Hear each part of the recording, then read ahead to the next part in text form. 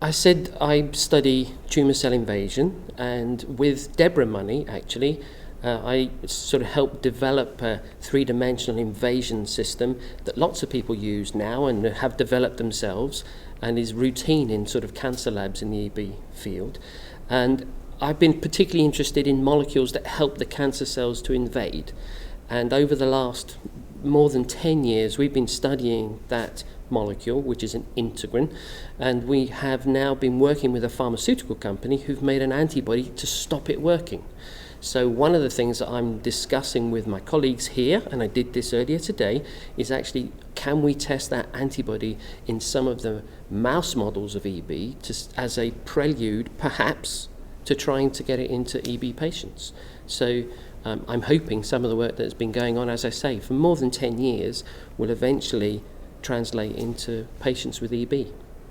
My expertise has been in development of and validation of clinical outcome measures such as disease severity scores, quality of life measures, which are essential tools to prove whether a treatment works or doesn't work. And it's nice to see those being used now in clinical trials and hopefully to make a difference so that treatments can be approved for various regulatory authorities around the world. Currently what we're doing is we're developing a replacement therapy for recessive dystrophic EB. So we're taking the correct wild type type 7 collagen gene and putting it into cultured patient RDEB keratinocytes and then arranging those cells into sheets and grafting those to the wound beds of our patients, and then analyzing them afterwards for gene expression and toxicity as well as effectiveness to see how it prevents blistering. Well, they always say I'm a guru of the reverted mosaicism, and many years ago, and it took me also many years to find out that's very common. And now they use the natural gene therapy, which occurs in the skin of the patients, and with the new technology, which got a Nobel Prize, the IPC technology, perhaps we could get that level. And what we learned here, that it's possible in mice to produce and to heal EB skin. Well, the next level is the human. We are not that far, but we hope to get there, and I hope not too long from now. I think my main contribution has been to understand the mechanisms of dystrophic EB, maybe a bit also a junctional EB, but particularly dystrophic EB. And by understanding the mechanisms, we now have been able to develop new therapeutic possibilities. We bring results. I mean, we work hard. We try and understand what's going on. We have had some success in understanding the mechanisms that contribute to the development of cancer in patients with recessive dystrophic EB, and I think I try and present the data in a way that's easily understandable for the clinical colleagues and the people that I work very closely with.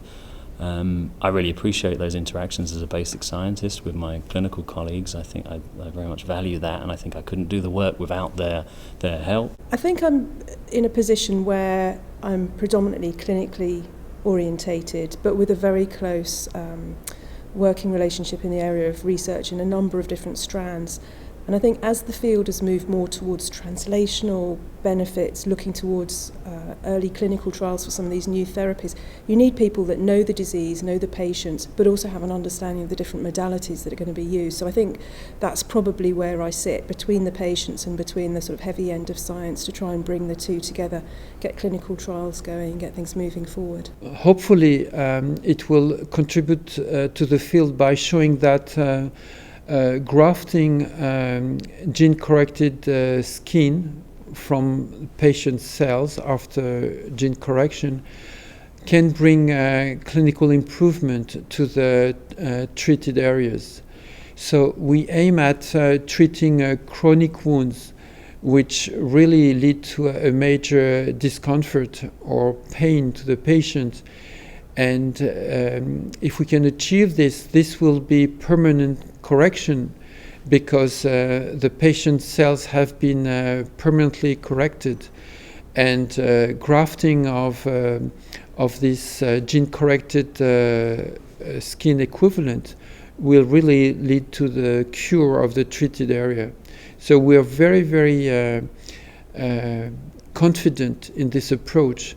Also, we've been facing some problems in terms of bringing it to the patient